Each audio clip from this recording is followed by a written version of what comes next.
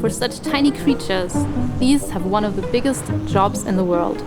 Hi, I'm Katharina. And I'm Frederik. And we're using machine learning to better understand how nature works.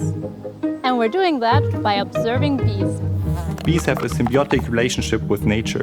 Plants depend on the pollination of bees, including the fruits and vegetables we eat every day. Bees and other insects are dying around the world, and we do not know why.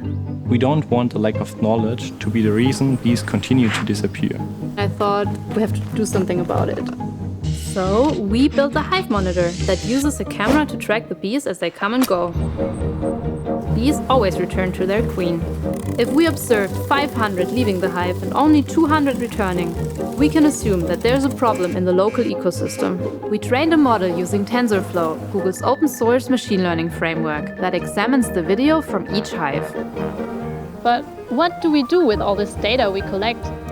We share it with experts so they can make more informed decisions on things like when to mow lawns and where to plant trees and flowers. So bees can continue to power our ecosystem.